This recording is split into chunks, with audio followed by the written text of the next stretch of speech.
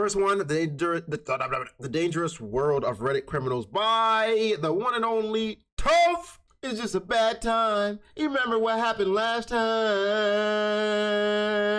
With 70 million daily active users and 510 million users each month, Reddit's community is a place where one can find information on just about any topic. Anything. But with so many users, there's bound to be some utterly disgusting ones. From a Redditor confessing to murdering his wife, to another stealing goods on a drug I wonder if there's an r/butt plugs in there.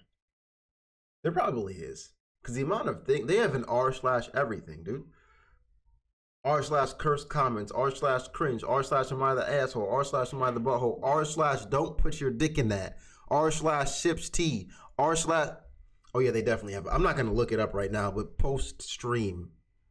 This is a note to me to search if that's a thing. Trip in Bangkok. r/fat niggas for a year, possibly. to even two brothers murdering their own mother. Join me today as we take a look at the dangerous world of Reddit criminals. Also, I want to make it clear that since this video is titled The Dangerous World of Reddit Criminals... Give me a sec. Please don't look that up. I was kidding. Please don't look that up! We're not only... It was a joke! Make it clear that since this video is titled The Dangerous World of Reddit Criminals, we're not only going to be talking about specifically Reddit criminals, we're going to be talking about crimes that have anything to do with Reddit. Most of these topics, yes, are Reddit criminals, but there were some very unique ones that Reddit was involved in the crime. For example, solving a crime through Reddit, stuff like that will be in this video. Just wanted to give you guys a heads up. Hey guys, welcome back to another video. If you don't know me, my name is Tov, and I talk about morbid topics usually ranging from 30 minutes to 1 hour, just enough for you to enjoy a scrumptious meal, or maybe even fall asleep to my voice. Yeah guys, I get it. I have a soothing voice that you can fall asleep to, and you guys love telling me you fall asleep to my videos, which I'm completely okay with. It's great for my watch time. If you're not subscribed yet, that's okay. I'll earn your subscription by the end of this video. Unless you're sleeping, then I guess I wouldn't have. Okay, maybe I could earn it by the middle of the video. And speaking of, this video gets very, very dark, so here's a fair warning. With that being said, let's get started. Carl Philip Harold.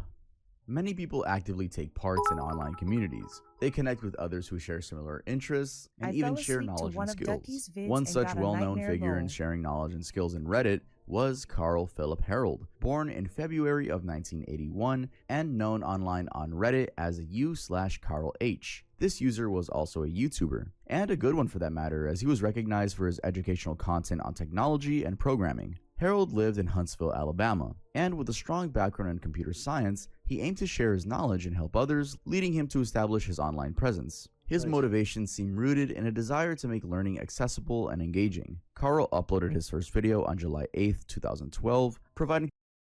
Bro said there's an art. Please, you're too deep, mister. Get off of Reddit, nigga. Get out. Get out. Tutorials on coding languages and programming tips. Hello everyone and welcome to Higher Computing for Everyone, Lesson 2.1, Understanding Binary.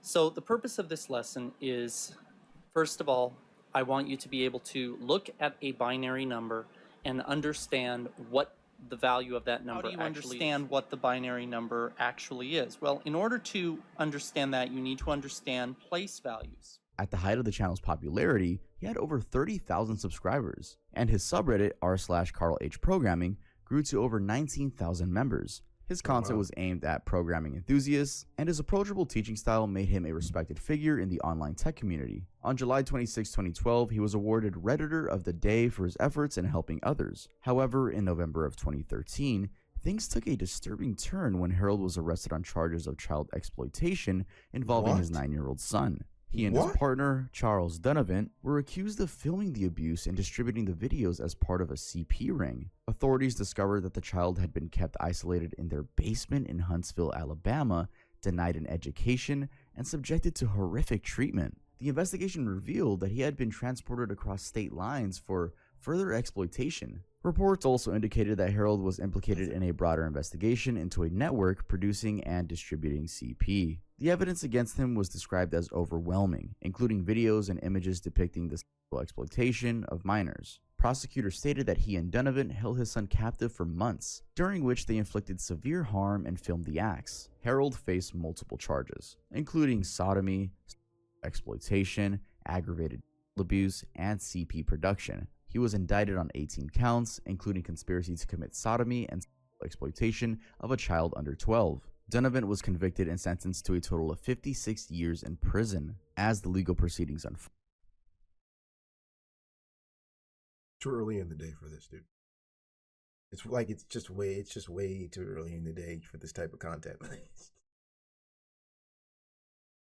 Like, it's just not something I want to hear at 5 o'clock in the afternoon, bro. This is like once a week. You see it on the news type, and you're like, yeah, okay, I see. The world is still crazy, but let me get out of here so my mind doesn't get corrupted with this craziness. I just didn't expect that to take that type of left. You go from trying to educate people on something that you seem really passionate about to that being what you were doing off the screen? To that? And someone was in it, like both of you just don't have any sense? And you were able to adopt a child? I don't know whether to say these background checks just aren't doing well, or maybe you just had no prior sentences. Like how do you just start that? Like how does no one not see that beforehand? The community grappled with the implications of Harold's actions. The case drew significant media attention, highlighting the urgent need for awareness and protection of child exploitation. Then, in a weird twist, in November of 2014, to adopt a child while being transported by U.S. Marshals to face federal charges, Harold was found dead in a Clay County jail from an apparent. His attorney expressed shock, noting that Harold had seemed to have been in good spirits during their last meeting. Madison County Assistant District Attorney Jason Scully Clemens also expressed sadness, wishing Harold had faced justice instead of taking his own life. In the aftermath of his arrest, his online presence was quickly erased. His subreddit remains restricted, with low activity. Many of his followers were left in disbelief, struggling to reconcile the helpful persona he portrayed with the disturbing reality revealed by the investigation. Another thing I have to mention is that, probably in classic internet fashion, in 2017, a Reddit account claiming to be Carl posted again, stating, "Hi, it's me from heaven," and alleging that he had faked his death and was living in Russia. However, this was later debunked, and it was found out that that Reddit account had just been hacked. The posts were subsequently deleted and the account was banned, and almost all of Harold's videos have over time received a large number of dislikes, reflecting the community's reaction to the shocking revelations about his horrific actions. Yeah, I didn't like that one. I didn't like that, the way you started with that. Reddit user may have revealed a tougher. He's gonna keep getting worse, dude. Like, what the heck was that? I thought we were just gonna be lighthearted and joking. He's gonna keep getting worse, bro. Clue in the 1985 Westside Park murders. You need to contact the FBI right now. That was the overwhelming response from Reddit users in early 2023 after a now deleted post on r/confessions began to gain traction. The post titled, "I know the person who possibly committed an unsolved double murder." It quickly spread across the platform, not because it was dramatic, but because it felt disturbingly real. In it, the user described in chilling detail a decades-old murder in a small-town park, a dying war veteran, and a secret that may have been buried since 1985. The Reddit user claimed to be a grocery store worker who had befriended his neighbor, a frail, cancer-stricken man who used to be a Delta Force officer. The two had a casual arrangement. The Reddit poster would pick up cigarettes and beer, run errands, and in return, the neighbor would share stories from his past. Most were stories about military service, trauma, and life after war. But then one day, the conversation took a turn.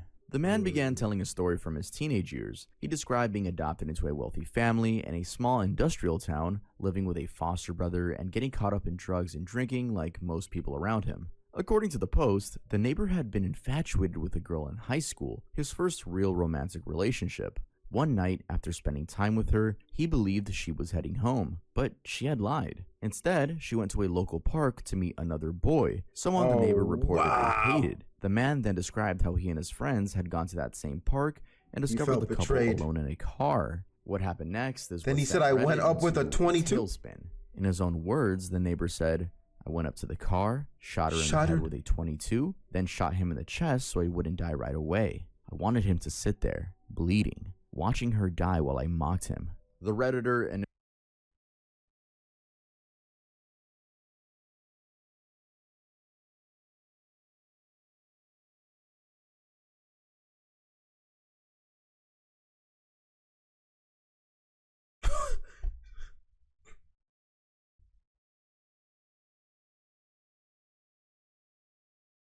Guess we're gonna continue on, bro. But these are hitting me from left every single time, dude.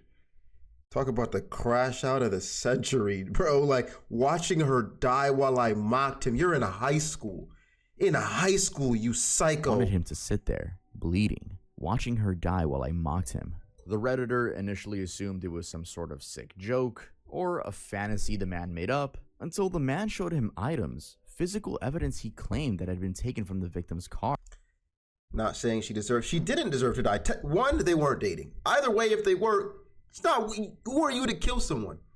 She wasn't your girl, bro.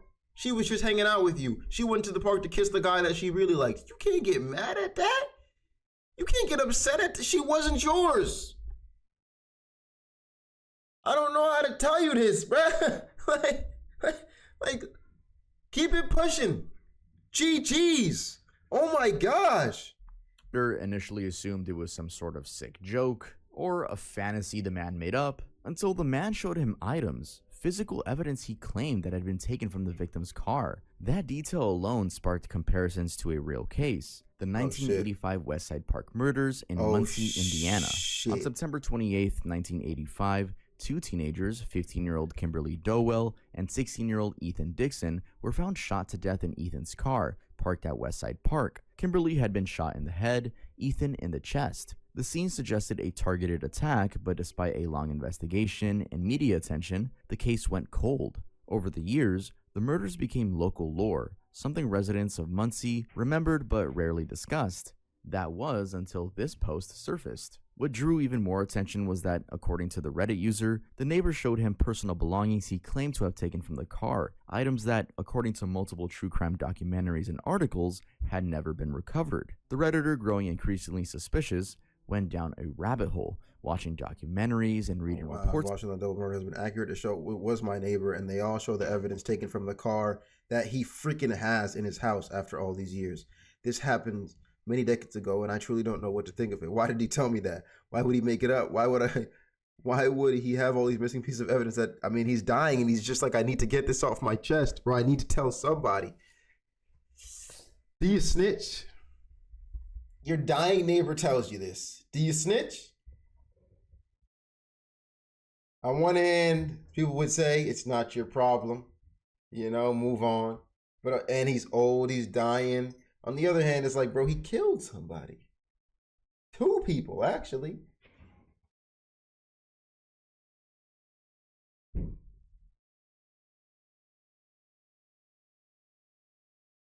think that's a snitchable moment. If I was to say, that's definitely a snitchable moment. I'm gonna have to pull that trigger on. I'm gonna have to tell the teacher. It's about the case. Suspicious went down a rabbit hole, watching documentaries and reading reports about the case. To his shock, everything down to a T lined up. Despite the eerie accuracy, the Redditor wasn't sure how to act. He emphasized that the neighbor had always been good to him, helping him out financially and emotionally. He also said the man was dying of 3 types of cancer and seemed to have nothing left to lose. But still, there were questions. Why confess to a random neighbor after all this time? And was it really a confession, or just an elaborate story created by someone who's obsessed with true crime? Some Reddit users urged the original poster to go to the police, but the post was deleted soon after it gained traction. However, an archived version remains accessible online. As of now, there's been no confirmation from authorities that any new investigation has begun. The Muncie Police Department hasn't made any public statements related to the post, and no arrests have been made. April Bever. Oh, wow. This is one of those stories that's so horrifying it doesn't even sound real. But it is. And it all happened in a quiet neighborhood in Broken Arrow, Oklahoma. The mom at the center of it. April Bever was a 44-year-old woman with 7 kids. She was into homeschooling, parenting forums, and faith-based education. Pretty normal stuff. She was also active on Reddit under the username u/AokiMom, where she posted about science kits, budgeting tips, and getting her kids ready for online school. But on the night of July 22nd, 2015, things took a turn no one would have expected. Police were called to the Bever home after a 13-year-old girl, Crystal Bever, made a frantic 911 call. She told dispatchers that her brothers were stabbing the family. When officers arrived, it was a massacre. 5 people had been murdered inside the house. we saw April, this one. her husband David, and 3 of their children, 12-year-old Daniel, 7-year-old Christopher, and 5-year-old Victoria. And the 2 people responsible were April's sons, 18-year-old Robert Bever and 16-year-old Michael Bever. The brothers used knives to carry out the attack, and investigations later confirmed it was just premeditated. For the sake of no fame. arguments or sudden outbursts, just months of planning. Yeah. And it gets even darker. Their goal wasn't just to kill their family. That was just supposed to be step 1. Robert later admitted that they were planning a cross-country killing spree and wanted to be more infamous than the Columbine. Police found a flash drive in their room. Cloud is it? Wanted to be more infamous than the Columbine shooter. What kind of life goal is that? Like, that's a...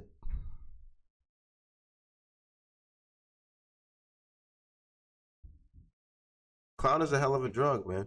Cloud is a hell of a drug, man. It really is. It really is. Dude. Cloud is truly a hell of a drug.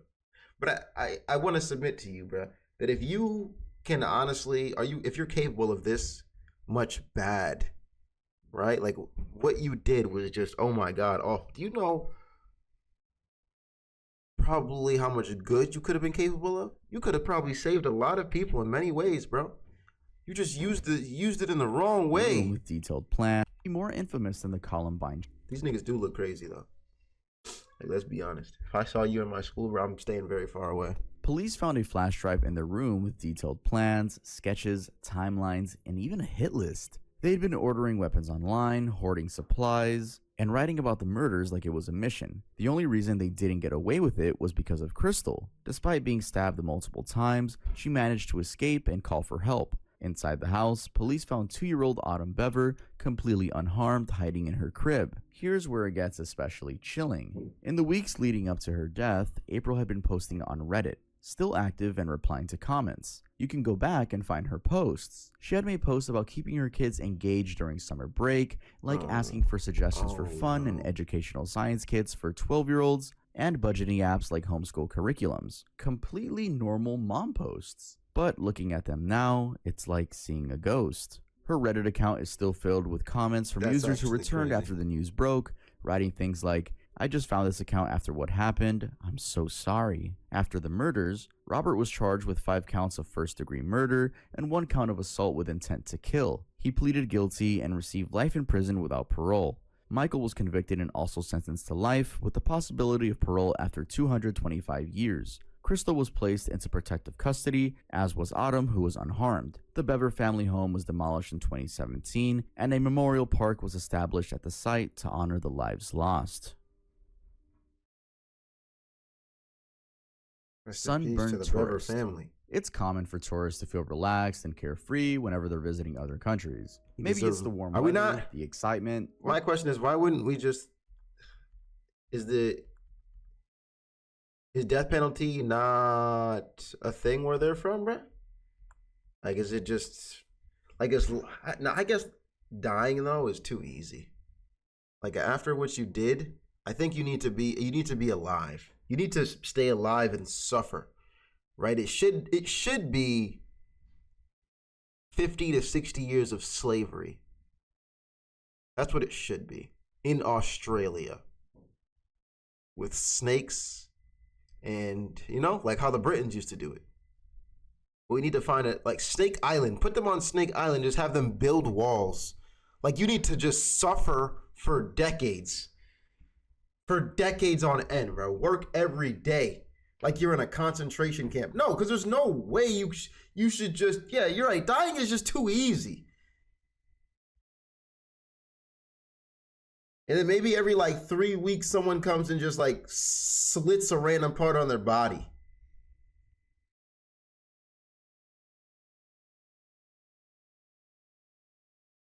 Treated like worse than animals, dog. Like homeschool curriculum, fun and educational science kits for 12-year-olds, and budgeting apps like homeschool curriculums. Completely normal mom posts. But looking at them now, it's like seeing a ghost. Her Reddit account is still filled with comments from users who returned after the news broke, writing things like, "I just found this account after what happened. I'm so sorry." After the murders, Robert was charged with 5 counts of first-degree murder and 1 count of assault with intent to kill. He pleaded guilty and received life in prison without parole. Michael was convicted and also sentenced to life, with the possibility of parole after 225 years. Crystal was placed into protective custody, as was Autumn, who was unharmed. The Bever family home was demolished in 2017, and a memorial park was established at the site to honor the lives lost. Right? And now a 2-year-old is going to have to live her life without her mother, her father, end up in the freaking foster care, bro. Like, just so unfortunate. But there's always 2 sides to a coin. So maybe she can find an even better life coming out of that foster care and become what everyone never expected her to become. But fuck these niggas. Sunburned tourist. It's common for tourists to feel relaxed and carefree whenever they're visiting other countries. Maybe it's the warm weather, the excitement, or the temporary escape from daily life, but this mindset can sometimes make people feel untouchable. For one Reddit user, that ended up costing him a year of his life behind bars. In 2018, an anonymous Redditor, known on the site as Sunburned Tourist, shared his harrowing ordeal in an AMA titled, "I spent a year in a Bangkok prison. Ask me anything." He was a US traveler in his late 20s, already struggling with a troubled past marked by a failed relationship, years of heavy drug use, especially Valium, and mental health issues. At one point, he had even been in court 24 times in a single year. After his family intervened, he moved to London and briefly found stability working at a woodyard. But in no time, he felt like he needed a break, so he booked a flight to Thailand, a place he thought he knew well. In Koh Samui, what you gotta do to go to court twice a month? What are you doing, bro? You're just, honestly, you're doing stupidity and you're getting caught way too many times, bro. Like, how you getting caught that many times to pull up twice a month, bro? Like, they just catching you left. You're a terrible criminal. Drug use, already struggling with a whatever you're doing, marked by a failed relationship, years of heavy drug use, especially Valium, and mental health issues. At one point, he had even been in court 24 times in a single year. After his family intervened, he moved to London and briefly found stability working at a woodyard. But in no time, he felt like he needed a break, so he booked a flight to Thailand, a place he thought he knew well. In Koh Samui, Sunburned Tourist vacations seemed to offer a much-needed escape. He rode a rented motorcycle, volunteered at a monkey sanctuary, and even had a wild LSD trip. Yet he was still struggling with his old habits. Carrying a supply of drugs, including Valium, he quickly slipped back into a state of detachment. As his holiday neared its end, he headed to a Bangkok airport. It's always when you go for that escape, man. You should have locked yourself into that work. You should have enjoyed that sludge hammering, or what were you doing? What was he working again? Cutting trees? What was he doing again? Carrying a supply. He should have stayed where he was cutting whatever he was cutting. It was giving him peace, serenity, keeping him focused, locked in. I knew as soon as man said he took a break, he took a vacation, it was going downhill, bro. Because everyone thinks they need a vacation. No, you just need to enjoy what you do a little bit more, bro. You need to just sleep at night and get normal rest. All right? If you wake up every single day and genuinely just don't like your job, it might be you. Maybe it's not the job. Maybe you just aren't getting good at it. So you feel like you need to take a break, like this guy here. Huh? I need to take a break. This is getting boring. No, you just need to improve. Drugs, wild LSD trip. Yet he was still struggling with his old habits. Carrying a supply of drugs, including Valium, he quickly slipped back into a state of detachment. As his holiday neared its end, he headed to a Bangkok airport. What is Valium, guys? What is Valium? You know what that is?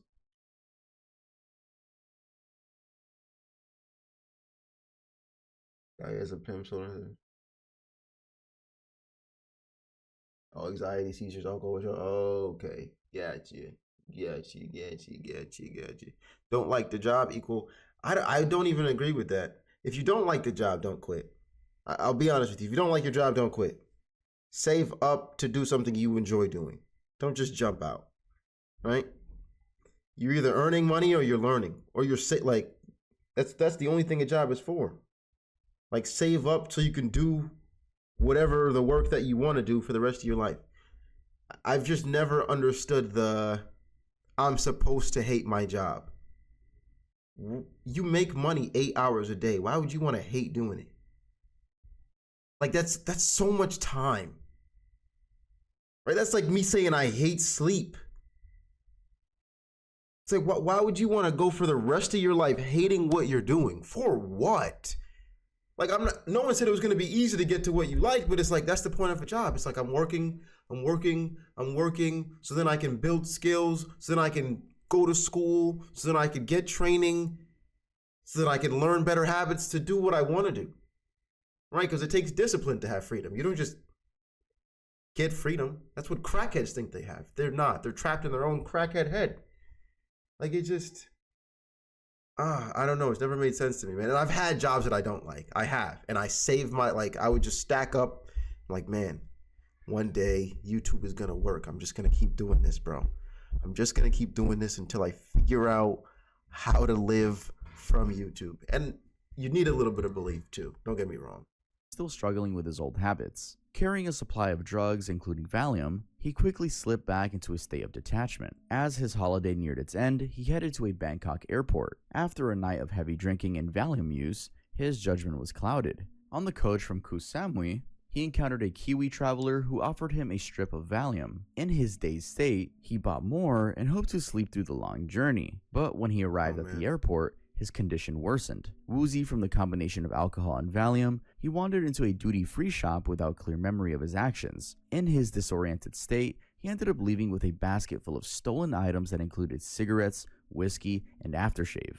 When the fog cleared up though, panic set in. He tried to hide the stolen goods, but it was too late. A vigilant store employee alerted security, and armed police officers quickly surrounded him. He attempted to talk his way out of the situation, thinking that back home, it might only mean a fine or a night in a holding cell. But in Thailand, the legal system is unforgiving. After his passport was checked and the incident processed, he was locked in a holding cell. Despite contacting the British embassy, his family couldn't come up with the £7,500 needed for bail. Without a way to get out, he was transferred to the notorious Samut Prakan prison. Inside, the conditions were brutal. Shackled in 12mm steel chains, he endured the heat on overcrowded buses and was crammed into holding cells that reeked of sweat and urine. He spent days without basic comforts, surrounded by inmates, many of whom were struggling with their own drug addictions. One harrowing memory he recounted was during an oppressive bus ride when he and his fellow prisoners screamed at the guards, pleading for the air conditioning to be turned on just to survive. As weeks turned into months,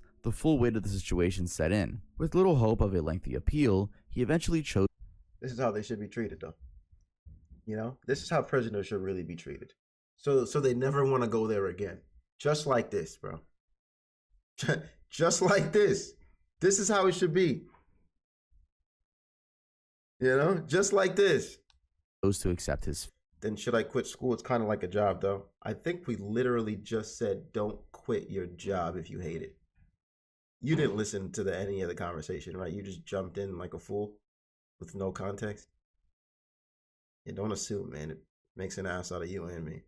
Fate, the situation set in. With little hope of a lengthy appeal, he eventually chose to accept his fate. Sentenced to 2 years, Sunburned Tourist opted to have his term by admitting guilt. Even in that darkness, there were moments of unexpected humanity. A young translator intern once broke down in tears as she confessed her own past misdeeds while expressing deep sympathy for him. After nearly a year in prison, he was finally released. The ordeal left him with deep physical and emotional scars. He lost significant weight, cried more than he ever thought possible, and spent countless hours in disbelief over how his life had unraveled. Sunburned Tourist answered hundreds of questions about his time in prison. Anything from what he ate to what other inmates were like, to how hard it was to get back to normal life. His AMA gave a real and honest look as to how his life had changed forever. Agar Hassan. On April 28th of 2017, 22-year-old Melinda Vasilia. Right? No, not salty kid. I know you're just messing around, but it was a dumb question. It was. You knew you're dumb because your ego, you knew, not you're dumb. Your question was kind of foolish because your ego is now stepping in. Right? Your ego is like, why should I listen to who I don't know? You asked the question. You asked the question, but You were joking in the first place, guys, so don't attack my boy, right? He's just chilling. On April 28th of 2017, 22-year-old Melinda Vasilia was found brutally murdered in her Kitchener, Ontario apartment. She had been stabbed 47 times and what police quickly determined was a targeted attack. The primary suspect was found brutally murdered in her Kitchener, Ontario apartment. She had been stabbed 47 times. 47? Determined was a targeted attack. The primary suspect was her 24-year-old ex-boyfriend, Agar Hassan. Shortly after the murder, he fled to the United States, setting off an international manhunt. In a chilling turn of events, Hassan turned to Reddit to post a detailed confession under the username RedAsBlue101. The post, titled "Wanted for Kitchener Murder, My Side," outlined his account of events leading to Melinda's death.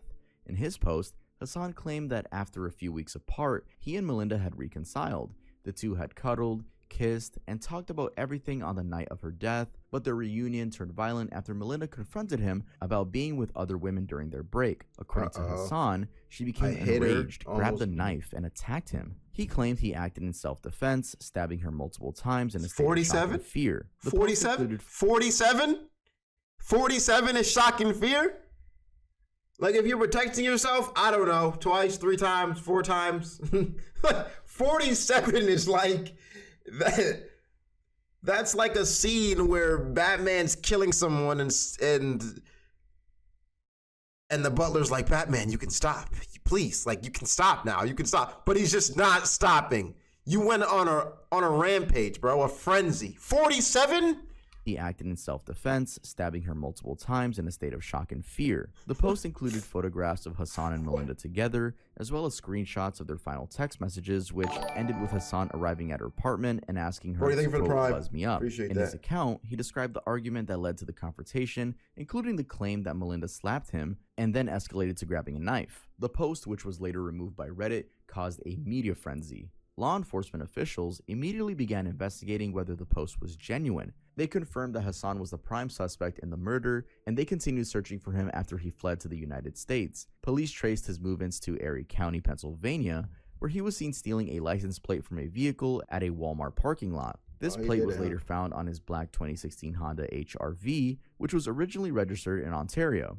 In addition to being wanted for second-degree murder, Hassan faced charges related to an earlier domestic incident. During a confrontation at Melinda's apartment on April 3rd, Hassan was arrested for assault and breach of recognizance, as a court order had prohibited him from contacting Melinda. Hassan's post also referred to this earlier incident, where he claimed to have been confronted by Melinda's roommate's brother, resulting in a physical altercation and police involvement. This led to legal restrictions on his movements, yet he violated them by going to Melinda's apartment on the night of her death. As of the initial investigation, police urged Hassan to turn himself in, but he remained on the run until his eventual capture. He was apprehended in San Antonio, Texas on July 11th of 2017 during a separate investigation involving a dark web counterfeit currency. He was extradited back to Canada to face charges. After a lengthy trial, Agar Hassan was convicted of second-degree murder in May of 2023. In September of that same year, he was sentenced to life imprisonment with the possibility of parole. So you got caught for something else. That's not what you got caught for. You got caught for crypto scamming? And then they circle back and they're like, "Wait, you had a girl that was stabbed 47 times, bro."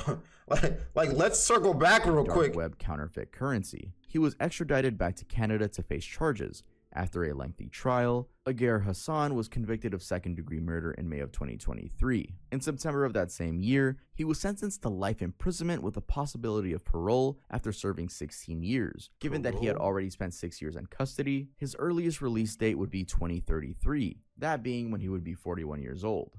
During the trial, victim impact statements from Melinda's family revealed the profound grief they experienced. Her mother described Melinda as "my heart, my soul, my best friend." Man. I don't. 47 times you're letting my boy have parole? I don't know. That just sounds like a type of rage that might need longer than that in jail. You know? Like, I understand the point of jail is for reform, not just to throw people away and lock up the key and say you could never. I understand the reform part, but I just feel like he needs at least one for every year. Right? A year for every stab. Something like that, dude. Like, it's not long enough. It's not long enough, dude. Emphasizing the emotional devastation caused by her daughter's untimely death. Salty Interaction 438. In today's digital age, platforms like Reddit allow users to share their thoughts, frustration, and opinions. While most posts are casual, these spaces can sometimes foster darker and more violent ideas. This is the story of user Salty Interaction 438. Real Salty Kid, is that you? Salty, oh! That's why you was acting up in the chat. You about to get exposed! That's why you about to get it. Lock it in. Salty's exposed today. That's why he was acting up. Opinion. Age platforms like Reddit allow users to share their thoughts, frustration, and opinions. While most posts are casual, these spaces can sometimes foster darker and more violent ideas. This is the story of user Salty Interaction 438, a 12-year-old from Vantaa, Finland, whose online activity would ultimately link him to a tragic school shooting in April of 2024. Salty Interaction 438. Salty, get cooked, bro. Tragic school shooting, bro? Salty. Foster darker and more violent ideas. This is the story of user Salty Interaction 438, a 12-year-old from Vantaa, Finland, whose online activity would ultimately link him to a tragic school shooting in April of 2024. Salty Interaction 438 wasn't a famous figure on Reddit, but his posts started to get attention in smaller, darker communities. He often posted in subreddits like r/snappy sensuroi matan, where people discuss controversial topics. He became known for expressing strong anger and disappointment with society. Become president of the world and destroy America. This nigga was crazy. Salty, what were you doing? His posts often included violent thoughts and What did a teacher say that stuck with you? Said that I was going to be a failure for the rest of my life. I was 3 minutes late for class. Oh, wow. You sound like Jesus. They were hard on you, man. Someone really said that to you? I hear, you know, you hear in rap songs or songs like, my teacher said I wouldn't be shit. I'm always just like, damn, like, a teacher really said that to you, bro? Like, has anyone actually had a teacher say you not gonna be shit? And if I feel like the teacher did say that to you, it's to a kid that was an asshole. She was like, you were kind of being a dick all class, John. I ain't gonna lie, bro. Like, she's been talking, you've been throwing chairs, spitting paper balls at her, like John. Kind of a given here. It's kind of a given here, bro. Expressing strong anger and disappointment with society. His posts often included violent thoughts and open hate for social systems. In the days leading up to the shooting, he made several posts that showed his growing anger and fear. Some teacher said to my classmate that he would end up on the streets and poor because he got sent out. Yeah. Teacher told me when I was a kid to shut up during a talent show. Right after my dad passed. All right, see? Now that that's real, that's fucking crazy. That teacher's an asshole. Right? You don't tell anyone to shut up at a talent show, period, dog. It's a talent show. Like, even if you were absolutely awful, it's just like, let me finish my bit here. You know, for that, how you on my gender? I'm taking you to American Idol with me when I get up on the stage. Don't even worry. We gonna kill it together, dog. We're singing This Is Real, This Is Me, I think the song is called, from Camp Rock. So just, you're gonna be Nick Jonas. So get your set ready. Got it? You're in disappointment, where people discuss controversial topics. He became known for expressing strong anger and disappointment with society. His posts often included violent thoughts and open hate for social systems. In the days leading up to the shooting, he made several posts that showed his growing anger and feelings about. What's a sign someone wants to sleep with you? When they say they want to sleep with you. Yeah, that's not a sign you're ever getting. How do you imagine yourself dying? Being shot by the police. How do you imagine yourself dying? Dang, he said it again? Oh, someone replied, dang. Okay, what we should do now is take these replies, right? Put them through an algorithm. Like, we need to study school shooters. Put their replies and social media posts through an algorithm, and then just start lining up a bunch of people that can match to this. And then just start we put bugs in those kids and parents' houses so we can see what's going on. In the days leading up to Maybe we can catch him early. shooting, he made several posts that showed his growing anger and feelings about being ignored. These kinds of statements were common in his posts, just really showing frustration and resentment. His online activity painted a picture of someone increasingly disconnected from society, ready to take violent action. On April 2nd of 2024, the quiet town of Vanta was shocked when Salty Interaction 438 carried out a shooting at Virtola School, targeting I always think that what's on screen is never mind. Let me just ready read to this. take violent action. On April Pictures of him posing with a gun and wearing a mask. According to the boy, they had been removed because they were too bad to publish. 2nd of 2024, the quiet town of I was lost. I didn't know what looked best. I tried on other was styles. shocked when Salty Interaction 438 carried out a shooting at Virtola School, targeting students and staff. Several victims were critically injured in the attack, which was He quick was hoping something was wished. He went to Wiley's pages and looked to see if anything was written about him, which he wished for. and chaotic. The shooter's Everyone wants to be seen, man. That's the issue. And everyone should be seen, right? But you should want to be seen for something good, man. Not shooting up a school. Like, you should want to be known. I understand. Like, not like saying it. You shouldn't want to be known for the sake of being known. You should want to be known for the sake of you did something cool. Not this. motive seemed to be to make people Well, it would be pretty cool to see it there, understand he his told the pain police. and anger, a feeling he had mentioned in his final posts. After the attack, authorities linked his identity to the shooting and found evidence of his planned actions. His posts, full of anger and violent language, were not just random thoughts. Investigators later discovered his online activity closely matched the shooting, with many posts mentioning the violence he intended to carry out. After the shooting, Salty Interaction 438 was arrested near the school without a struggle. His trial in 2024 became a big topic of discussion about the role online platforms play in encouraging real-world violence. The case got a lot of attention because of the clear link between his online activity and the shooting. Experts and lawmakers debated how much responsibility platforms like Reddit. You're going to give responsibility to the platform? Oh, come on, bro. Sooner or later, niggas are going to start picking up hammers and being like, oh my God, it's the hammer's fault. No, you just shouldn't have been. You needed therapy. That's what you needed, right? You needed an adult to help you through this. And I will say they failed you. I really would. I believe they failed you. Activity and the Your shooting. adults around Experts you and failed you, lawmakers man. debated how much responsibility platforms like Reddit should have in preventing harmful content. Even though Reddit has tools to flag harmful posts, his comments were missed until it was too late. In August of 2024, Salty Interaction 438 was found guilty of attempted murder and sentenced to 25 years in prison. The trial brought up concerns about the dangers of violent ideas spreading online and started conversations about how social media platforms should be held responsible for the content they allow. Salty, you need to pay for your, like, you hear this? Salty.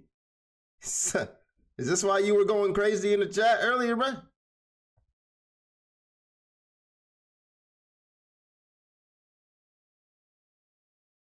Salty. Bro escaped prison to watch Ducky. Nah, we gotta get him up. And why does he have VIP in the chat, bro? Get him out of here. Stephen Stearns. It's natural for people to trust those closest to them, whether it's a partner, a family friend, or someone they live with. However, sometimes the people who appear the most trustworthy can cause the greatest harm. Unfortunately, this was true in the case of Stephen Stearns, a 38-year-old man from Florida who was charged in 2024 with the murder and SA of 13-year-old Madeline Soto, which was the daughter of his girlfriend. Stearns had been dating Madeline's mother for some time and was a frequent presence in their home. Madeline, a typical teenager, attended school, spent time with friends, and lived a life many would assume was safe and normal. But that vibe shattered on February 26 of 2024 when Madeline was reported missing. Her mother, Jen Soto, went to pick her up from school, only to discover that she had never arrived. For days, her family and authorities frantically searched for her. As the hours turned into days, it became clear that something far worse than a runaway situation was at play. Finally, after 4 days, Madeline's body was discovered in a wooded area in Osceola County. Initially, it That's wasn't so clear fucking who had sad, been bro. responsible, but as the investigation processed, Like, this little girl had so much trust in you, bro. She trusted you, man. Like, she trusted you to protect her, to take care of her, to watch over her and her mother, man. The mom trusted you, man. And you just... after 4 days, Disappointed is not Madeline's even a body word, was man. discovered in a wooded area in Osceola come County. on. Initially, it wasn't clear who had been responsible, but as the investigation processed, all eyes turned to Stephen Stearns, the last person to have seen Madeline alive. Stearns told investigators that he took Madeline to school that morning, but denied having anything to do with her disappearance and death. In a turn of events, newly released documents revealed video evidence showing a man driving a car matching the description of Stearns, moving what detectives believe was a limp body from the passenger seat to the trunk of the car at a local parking garage. This evidence posed a significant challenge for Stearns' defense. According to investigative documents, detectives found surveillance footage of a car matching Stearns heading to the trash compactor earlier that morning at 7:35. In this footage, a female, believed to be Madeline, sat slumped over in the front seat of a vehicle. Other video evidence showed her in the same slump position leaving the apartment complex. Stearns reportedly told investigators that he dropped Madeline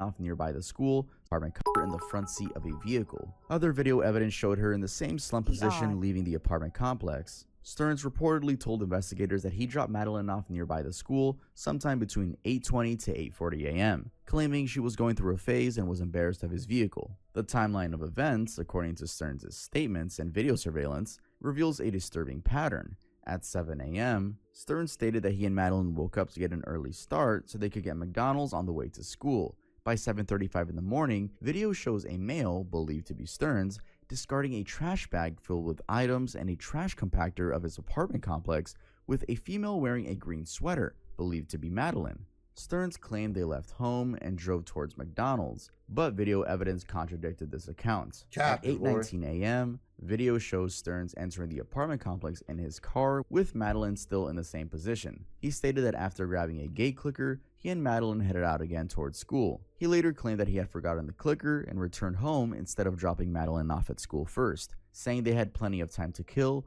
because the school bell didn't ring until 9:15 a.m. The most notable video evidence shows a vehicle matching the description of Stearns pulling into a Holiday Inn parking garage at 9:40 a.m. A male wearing a red shirt exits the car and carries what appears to be a limp body to the trunk. This evidence was critical as it completely contradicts Stearns' claims and suggests a far more sinister reality. Investigators also retrieved CSA. You hear enough of these stories, man, you can't trust a soul, bro.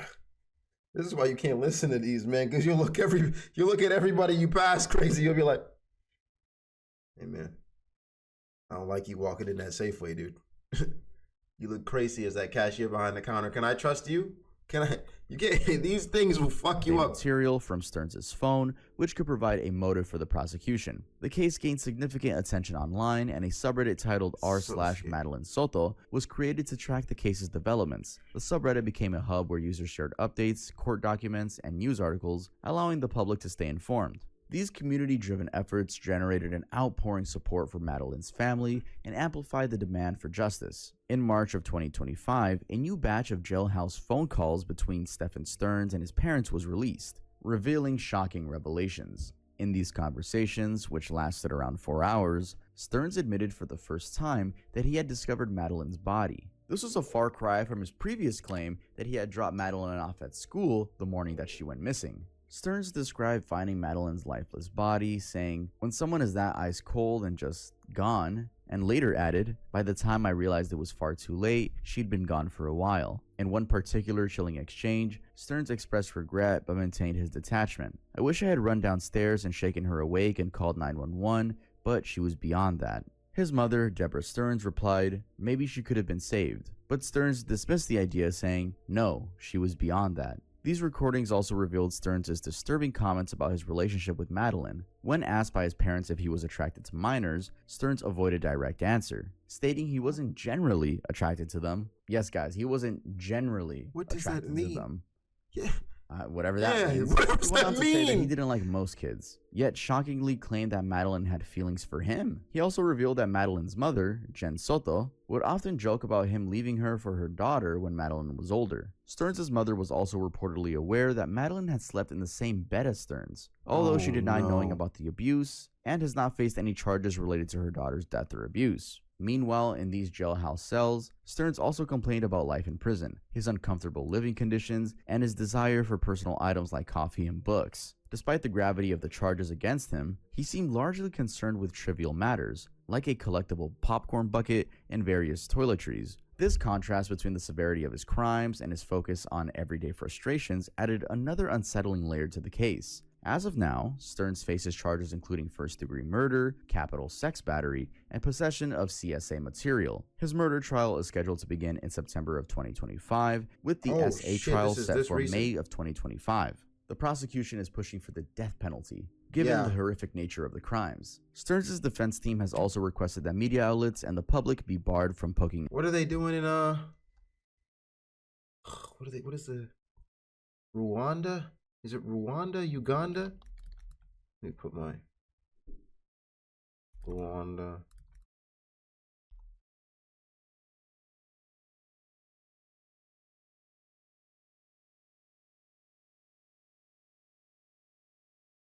Is it Uganda where they'll chop off your nutsack? Get them neutered? It's somewhere in Africa, bro. But they're chopping off nutsacks if you do anything crazy like this. And honestly, I think that's a start, right? Just chop the penis off and put him into concentration camp for a good, like, honestly, just for the rest of his life. Like, death is just too easy, man. It's just a bit too easy. It just is, man. I can't, like, this is making me sick to my stomach, and I'm just getting angry. It just, he passes, and then what? I guess he's got to deal with the eternity of the guy downstairs. But the mom, he shouldn't get to go into the Not case. yet. He should deal with it both places, here and Nicholas there. Cassidus. It all began with a story posted on Reddit by user named u/NMWrites. A small-time writer in his late 30s, real name Nicholas Cassidus, living with his wife, Mindy Medane, in Savannah, Georgia. Nicholas wasn't a well-known figure at all. He self-published short stories, occasionally sold freelance scripts for podcasts, and posted his work on Reddit. His writing often explored themes of guilt, loneliness, emotional stagnation, and death, often touching on personal struggles. On December 2nd of 2022, a gruesome discovery was made in the woods of the Portal Hunting Club in Riceboro, Georgia. Hunters stumbled upon the dismembered body of an unidentified woman. Authorities later Nigeria, Pakistan, Ukraine, and Czech Republic do the neutering thing? Is that for sure? Is that 100%? determined that the body had been scattered across the club grounds, with parts of her remains found within a 3-mile radius in both Liberty County and McIntosh County. At first, the death appeared to be an overdose, possibly but further investigation soon painted a darker picture. Overdose body had been scattered across in the woods. Personal struggles. On December 2nd of 2022, a gruesome discovery was made in the woods of the Portal Hunting Club in Riceboro, Georgia. Hunters stumbled upon the dismembered body of an unidentified. How are you a cop? You pull up to a scene, there's a dismembered body, and you go with, how does overdose even come up at that point? Dismembered body spread across campgrounds. Oh, I think she just had a little bit too much fent.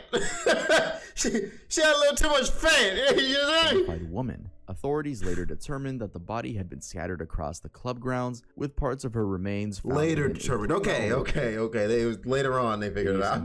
Liberty County and McIntosh County. At first, the death appeared to be an overdose, possibly, but further investigation soon painted a darker picture. Mindy Medane, Nicholas's wife, had been killed. The autopsy revealed that Mindy had been strangled. Traces of lorazepam, a sedative, were found in her system, but just enough to incapacitate her, rendering her defenseless. Nicholas initially claimed that Mindy had been depressed and that they had argued earlier that week. He said he came home to find her collapsed at their Savannah home, but investigators dug deeper. They found significant inconsistencies in his story. His phone data revealed that he had searched for methods of strangulation days before Mindy's death. What is it with these murderers always using Google?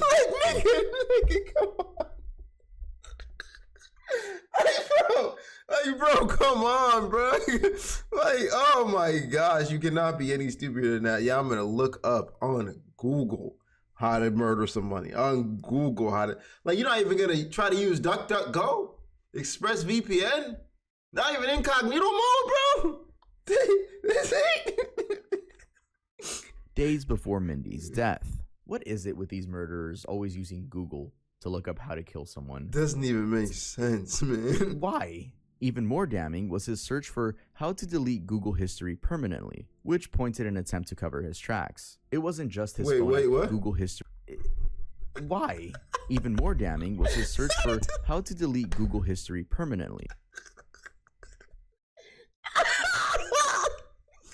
Oh, when you have no idea how to use. Yeah, I don't know why, but it made me think of that B-Loop clip where he's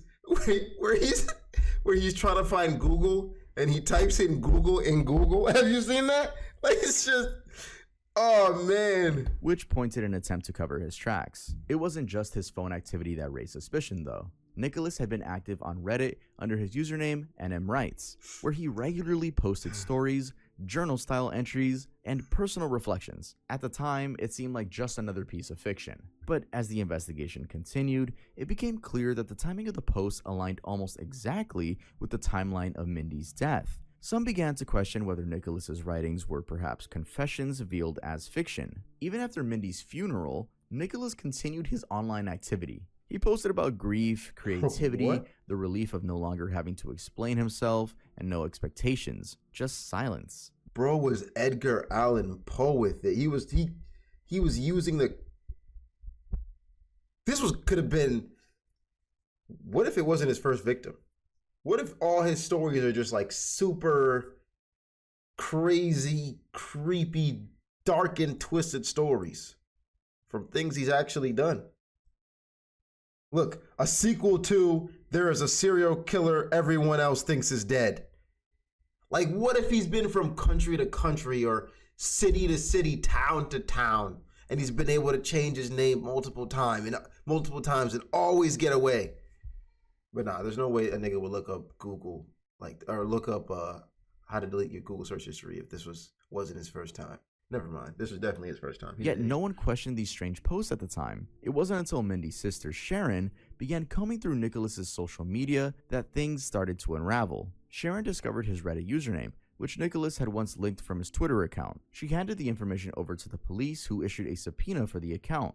There, they found critical evidence, GPS data placing Nicholas at their home on the day of Mindy's death, as well as browser activity tying back to his searches about sedatives and strangulation. As the investigation continued, law enforcement turned to genealogy DNA testing to identify the remains. It took several months, but on May 11th of 2023, Mindy's remains were finally identified. And on May 12th, nearly 5 months after Mindy's death, Nicholas Cassidus, aged 40, was arrested in Lancaster, Pennsylvania. He was charged with malice murder, felony murder, aggravated assault, tampering with evidence, and removal of body parts. Authorities have yet to uncover a clear motive for the crime, and the investigation remains ongoing. Nicholas had been living in Savannah at the time of Mindy's death, though it remains unclear why he was in Lancaster when he was arrested.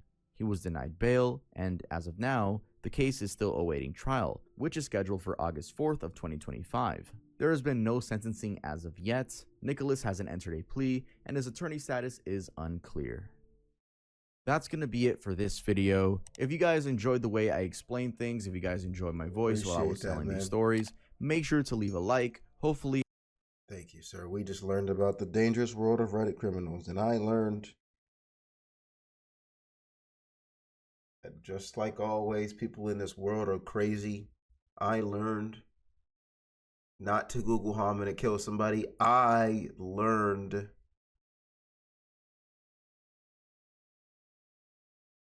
clout is a hell of a drug, and I learned that the real Salty is in our chat right now, but he's actually a school shooter. Where is he?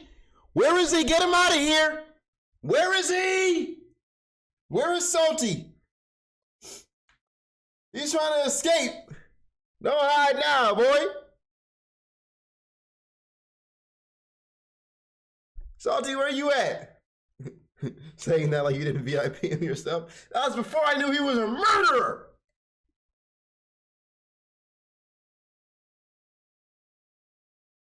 Suddenly he disappears, huh?